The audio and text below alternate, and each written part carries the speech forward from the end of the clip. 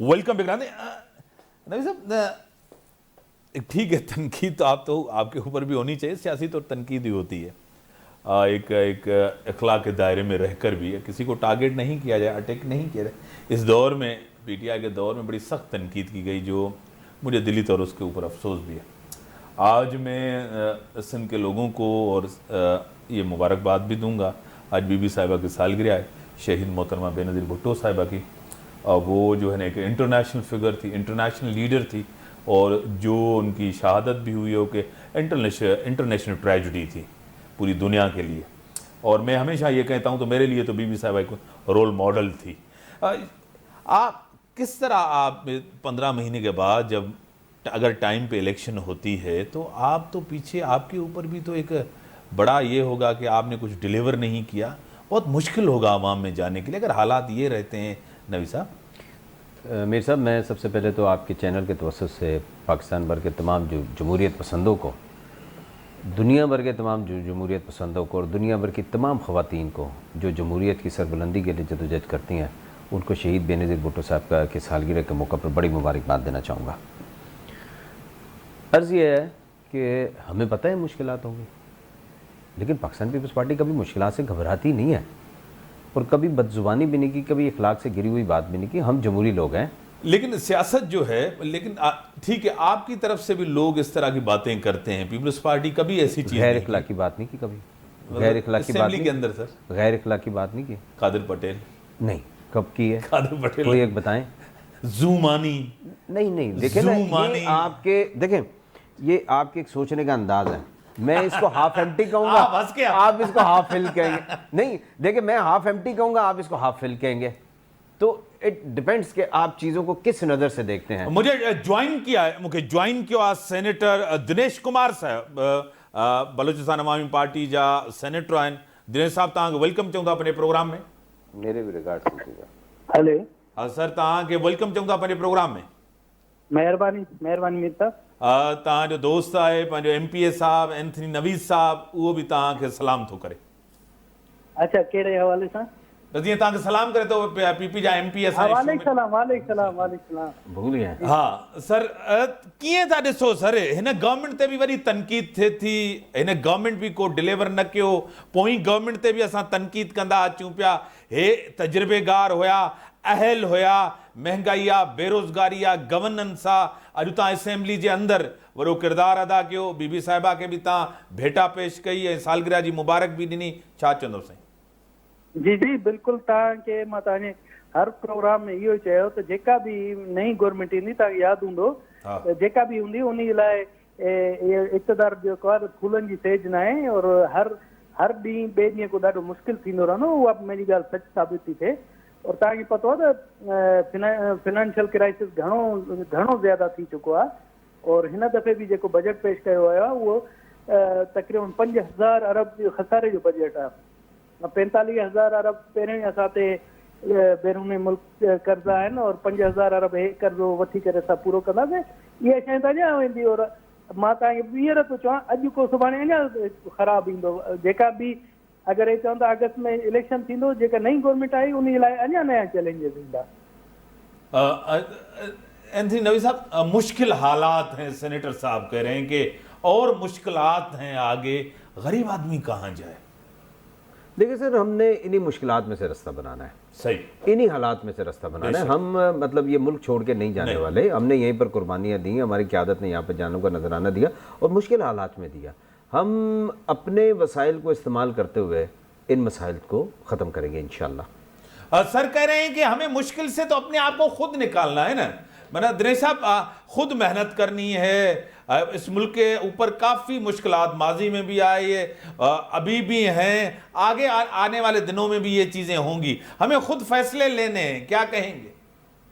जी बिल्कुल, ये आप देखिए, आज मैंने बजट स्पीच में भी यही कहा है कि जी हम ये जो मुल्क मुश्किल माशी सूरत हाल में गिरा हुआ है, और हम लोग जो है ना सियासी पार्टियां एक दूसरे के पाँव खींच रहे हैं, बजाय इसके कि हम मुतहद होकर इस चीज़ को एड्रेस करें।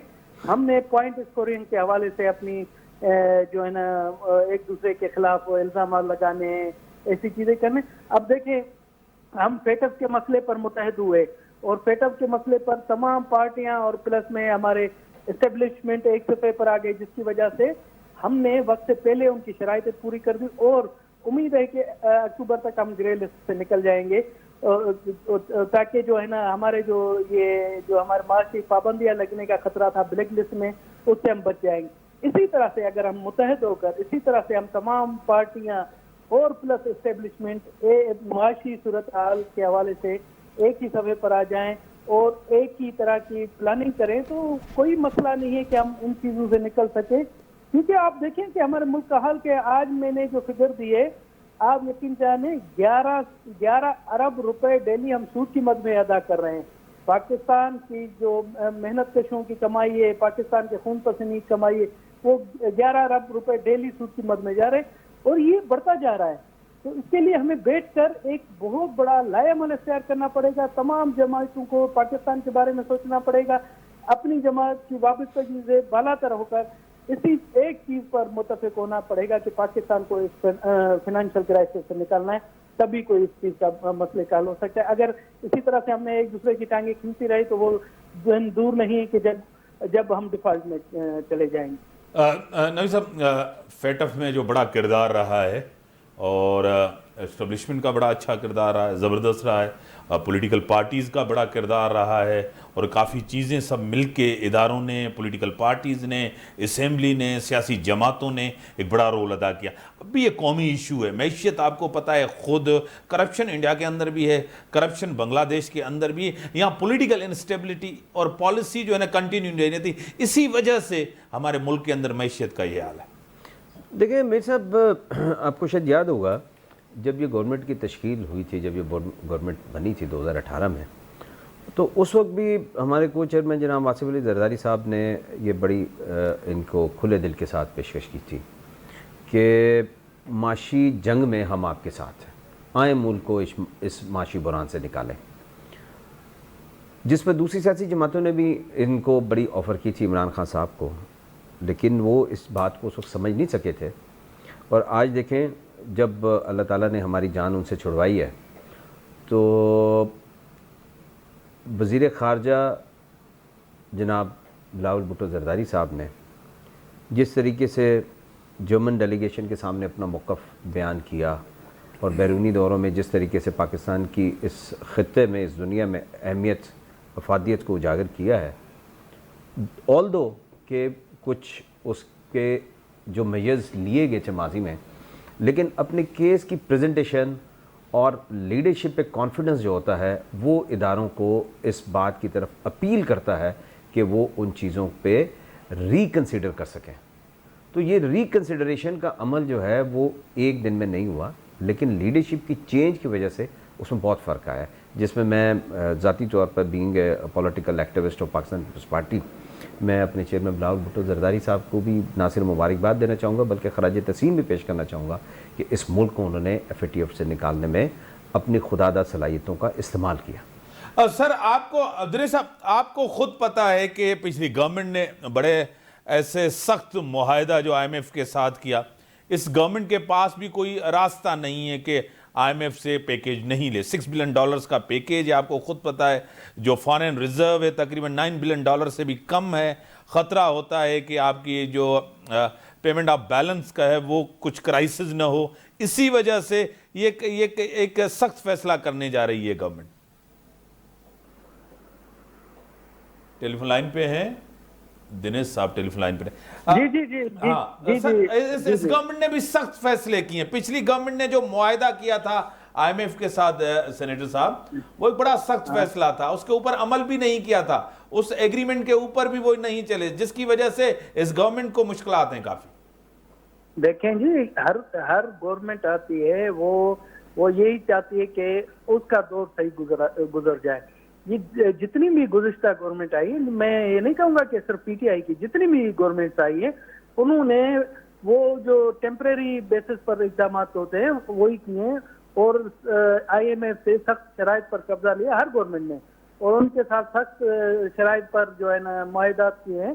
तो इस हवाले से आप देखें कि मेरे कहने का यही मकसद है कि हमने बहैसियत रियासत के सोचना है, सिर्फ पार्टी लेवल पर नहीं सोचना है और टेम्परेरी बेसिस पर हमने फैसले नहीं करने हैं। ये मैं मानता हूं कि गुज़िश्ता 5-6 साल से IMF ने बहुत ज्यादा सख्त शराइत रखी है और मजबूरन जो है ना हर गवर्नमेंट आकर उनकी शराइत पर सर्व तस्लीमें कम कर रही है।